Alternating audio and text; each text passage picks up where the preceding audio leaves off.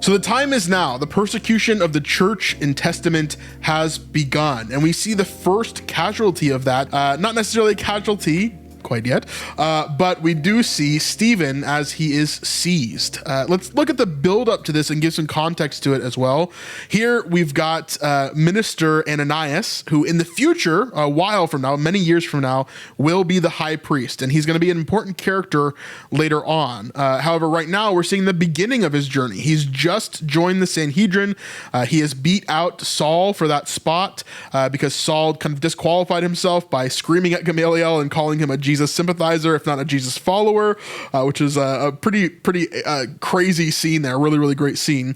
But we see here that this whole episode, the context to this is that Gamaliel has been trying to work with Minister Ananias in order to get Saul basically a lower level job. So Gamaliel kind of feels a little bit bad for pushing him out entirely from what he was doing before in his position as being almost put into the Sanhedrin.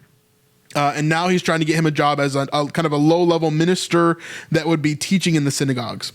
However, Saul is not very fond of this idea. Good morning, Minister. Any messages? Minister Saul left this with Comms office. Brilliant.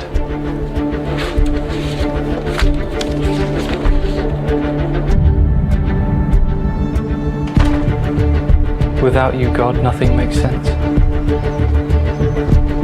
And again, we hear Stephen here, without you, God, nothing makes sense. Stephen's been praying a lot throughout this episode. We hear a lot of things repeating. For example, without you, God, nothing makes sense. We also hear quite a lot throughout the episode, God, don't leave me alone, is another kind of prayer that we see him praying throughout this episode here.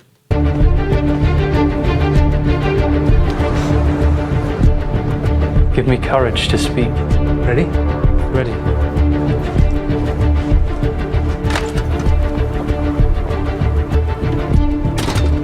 Love the music, by the way, in this show. I think the music is so great. It reminds me so much of like Doctor Who, Sherlock, like those type of shows.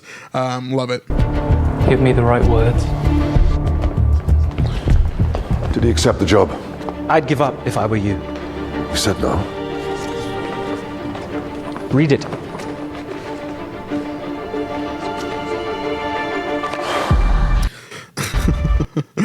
So here is Saul's paperwork that he was going to basically become a minister, and he was going to start teaching in the synagogues. Instead, he crossed out his signature basically, or kind of wrote on it up there his name here, and then on the bottom he put let them join their Messiah. And so he's not willing to do this anymore. Basically, he's saying let them die. Earlier on in the episode, we even get a hint of him saying like they don't belong anywhere to his sister, basically saying like they don't deserve to be on this earth. And so he is filled with hatred at the moment. Your boy is guided by hatred, and it will be his downfall.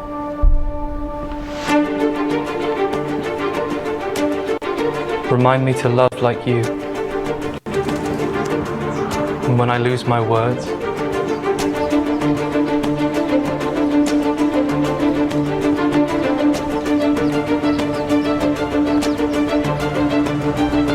and so here we see, again, a lot of foreshadowing happening here.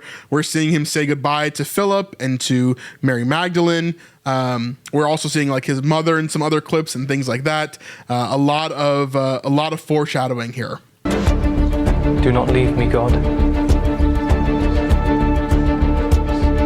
For those of you that have read the Bible, like this is almost like watching a true crime YouTube video. Like, like you know what's gonna happen. You've been told what's gonna happen, but seeing it unfold is another thing.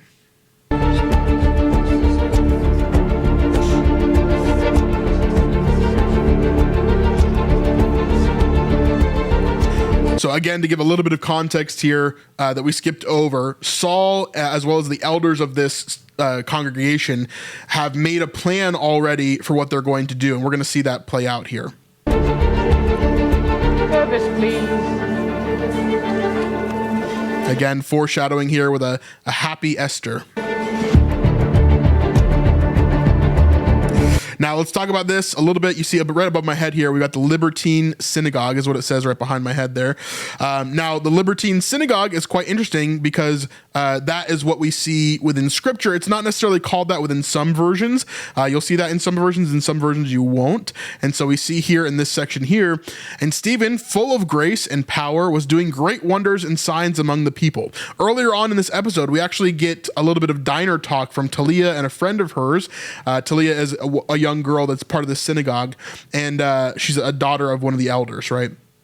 And she says basically that she's been seeing Stephen do great things like healing people and different things like that. And his words have been so powerful, and he's been preaching so much.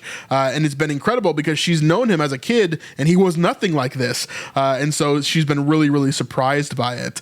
But then some of those who belong to the synagogue of the freedmen, which we'll come back to as it was called, and of the Cyrenians and of the Alexandrians and of those from Cilicia and Asia rose up and disputed with Stephen. So people from all over that were part of this particular synagogue here. So the synagogue of the freedmen, and that is exactly what it sounds like, the freedmen.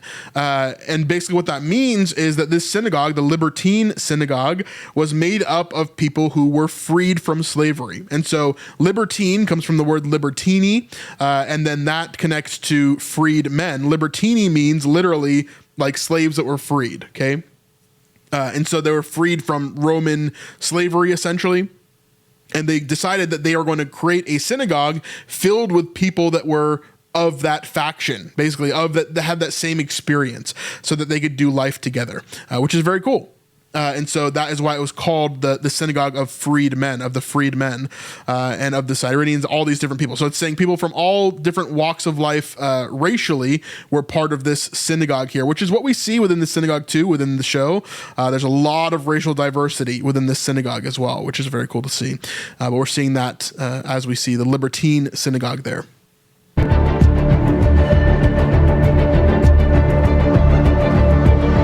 Now, it's interesting here because all throughout the past couple minutes of this show, the last 20 minutes or so, they've been talking about how all the synagogues have been blocked and how they've been not letting these cultists, as they call them, into the synagogues.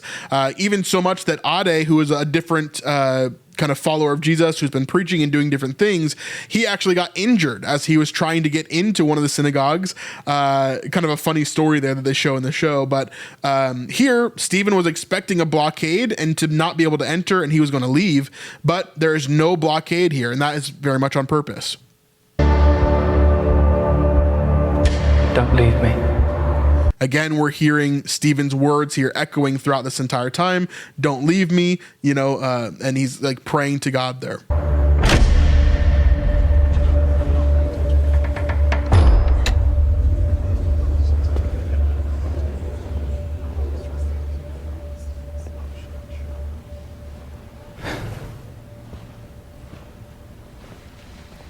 And there he looks over to Talia because she asked him specifically to come today. She was very adamant that he came today.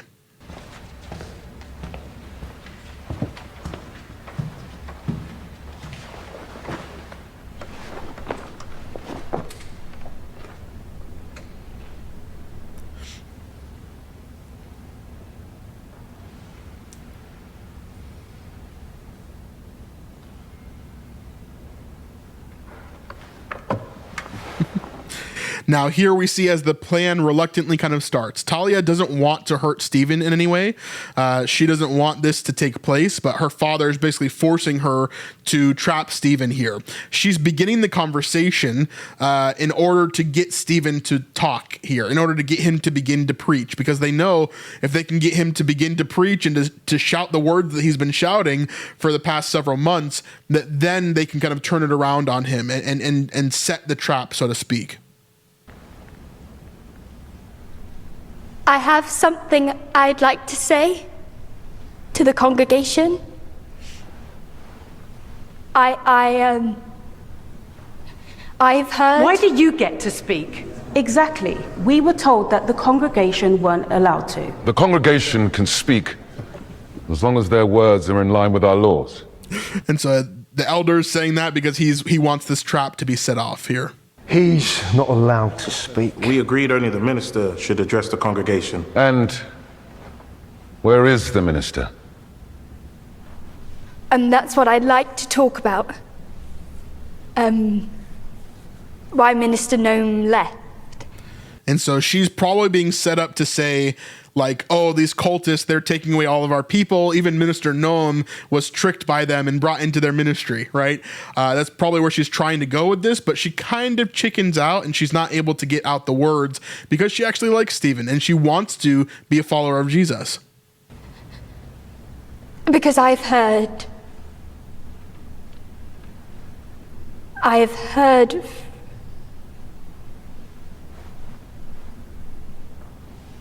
Well, come on.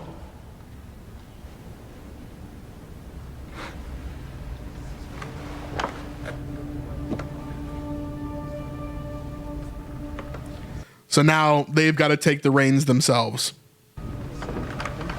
I believe Minister Gnome left because... Minister Gnome left because he heard words that changed him, and you're asking him to pretend he hasn't. So now Stephen is charging straight forward into the trap because, again, why would he be afraid? He has the truth. There's no reason for him to be afraid. If he has the truth, then he's good and he can run into it. He left because you're demanding he call the truth heresy. You're insisting he call the ultimate sacrifice a defeat. And you want to make the name of Jesus offensive here, where this is where it should be celebrated.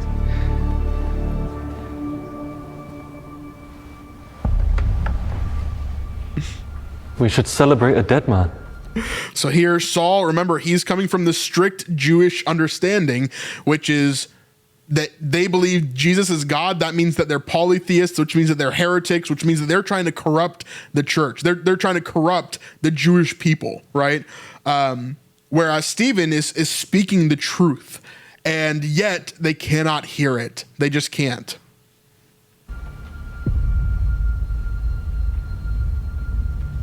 You should humble yourself before a risen king. You dare say that here? Boldly. It's you that should be careful. Again, remember, we've already learned throughout this season, right? Fire burns. In order to lie to the Holy Spirit and to attack the Holy Spirit, it can be a very dangerous thing. We've seen that throughout this season. We saw it with Ananias and Sapphira. And so here, Stephen is saying, be careful, because what you don't understand is that he is king and he is in control. And he, by his kindness and his mercy and his grace, is allowing you to take one more breath and another one and another one, right? And so every second that you are alive is God's mercy and grace in action. And yet he allows Saul to continue to act like this because God is in control and he knows what the proper plan is. Yeah, so cool. You mock your life's atonement. My atonement?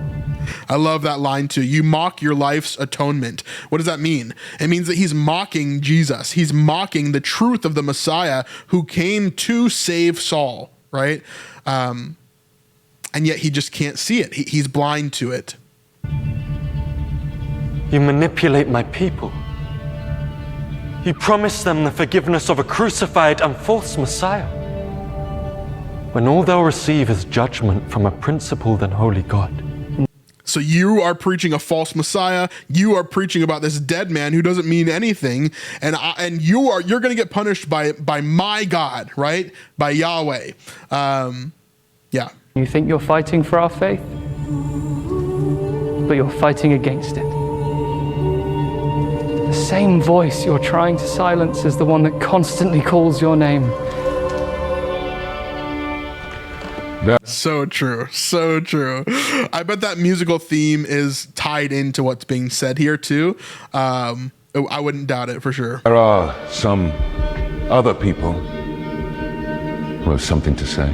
Stephen, you should go! Quiet, you! And now she's breaking here. She wants to save Stephen. She doesn't want to see him get hurt. You shouldn't have come! You have to leave! Now that voice line there is quite interesting.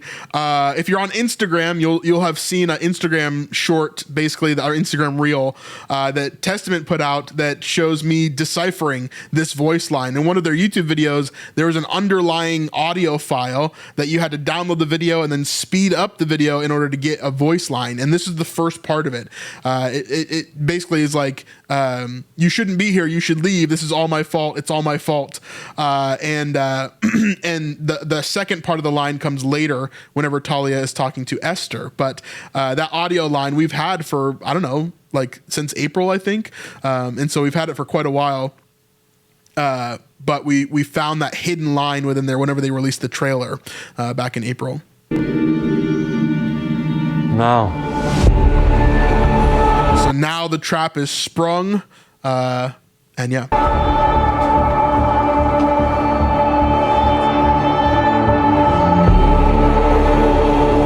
Again, I love the music here. The choir that's like, it's like an ominous evil choir instead of the happy choir that we're normally hearing with the church. It's very different. We have some things we'd like you to address.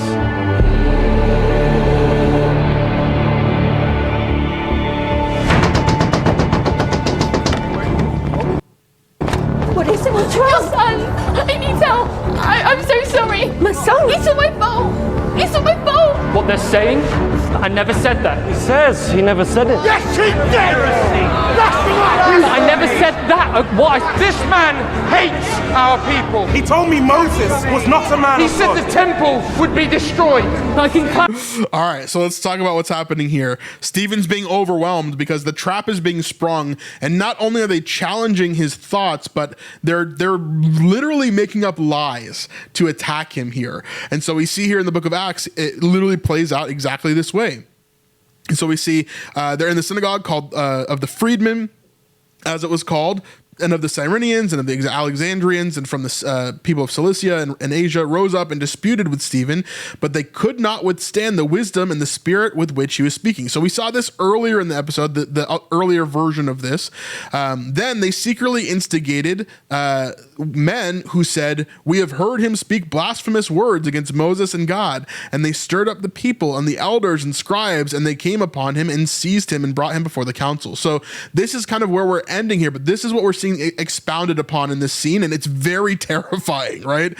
They secretly instigated men who said, "We have heard him speak blasphemous words against Moses and God." And so that's what we're seeing here. Literally just straight up lies.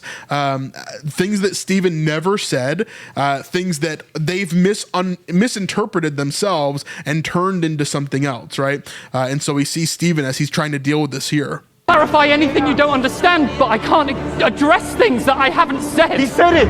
I heard him! If this man has voiced anything else you consider blasphemy, then speak now. And I love how they've added Saul into this scene, of course. Before the death of Stephen, we don't hear about Saul. Saul does not exist in the Bible, right?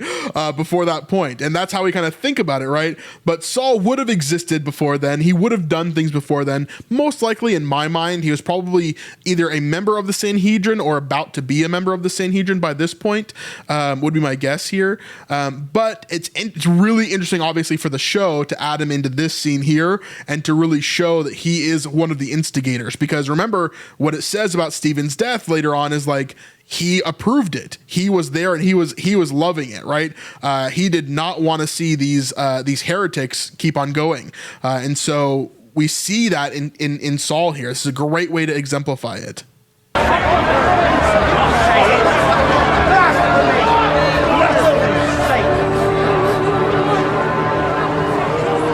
You want me to defend myself against lies? No. We want you to defend yourself before the Sanhedrin. Yeah, and this is the cold, hard truth that we're seeing here. You want me to defend myself against lies? No, I don't care. Like that is the cold-heartedness that Saul has here. He's saying, no, I actually don't care, because all we're trying to do here is to get you in front of the Sanhedrin, to get you in front of the council. And so that is his plan here, is to get them in front of the Sanhedrin. Once they're in front of the Sanhedrin, then Saul can take it from there and he can make it whatever he wants it to be, right? He can be the ministerial witness, like we've heard about in previous episodes, and he can be the one that runs with it, which is a terrifying thing. None of it's true, but it doesn't matter. He's going to have to answer for it. You have to hurry. They're going to issue a public arrest. They're going to take him to the devil. You have to get help! This man is a stain on the Jewish faith! He is a mocker of traditions practiced by our fathers. His words are an abomination! You stand with him, or you stand with God! Yeah, and again, they're putting up this false equivalency. Either you stand with him or you stand with God. Everything that he says is heretical. Everything that he says is an abomination, right? They're not taking this intellectually and walking through it and saying, well, I don't agree with this point or this point or this point. Can you explain that for me? Like, they're just straight up saying, no, this guy's a heretic. He needs to be dealt with. He needs to be brought to the Sanhedrin now. And they're using Stephen as an example here. It's not just that Stephen is caught in this and he's randomly, they randomly get mad. They planned this. They planned that this was going to happen, which I think the show really shows us that beautifully here. Seize him! Those who fear God will take this man to the temple and demand he face the law. If they cannot control him, well. And again, the insinuation there, like we saw earlier, is if they can't control him, then we're going to have to deal with him. We're going to have to do something here.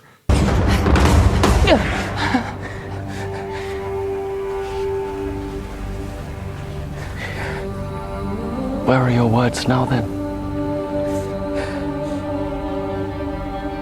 The next time you speak, it will be before the Sanhedrin.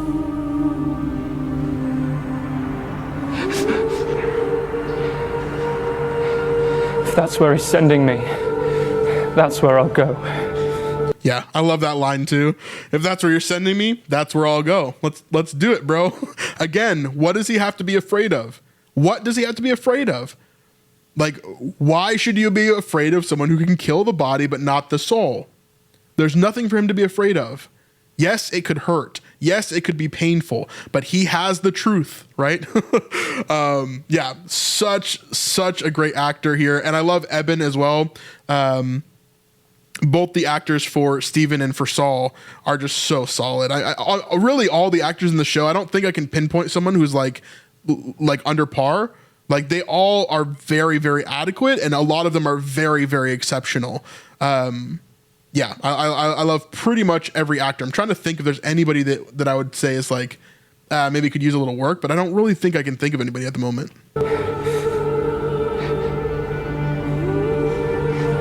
the temple!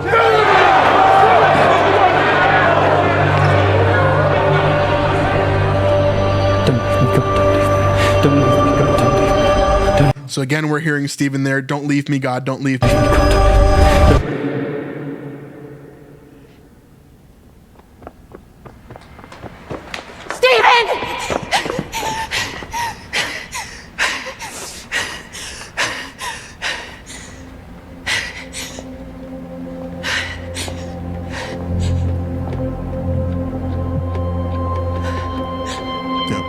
And then Stephen's backpack, which has been fundamental to his character, kind of a part of who he is for so long. His backpack is left behind and his mom sees that. Yeah, very, very good writing. I love the setup here. Yeah, such great stuff. And I cannot wait until we could talk about episode 7. If you thought this episode was good, buckle up because we have so much more to get into next week in episode 7. It's insane. So, man, check out the cheat sheet in the link down below if you want that to go make sure you're all, right word forward correct on what's happening within the show and who the characters are, all that kind of stuff. Yeah, a lot to talk about next week for sure. Leave a like on this video, subscribe if you haven't already, and we'll see you guys in the next one. Peace.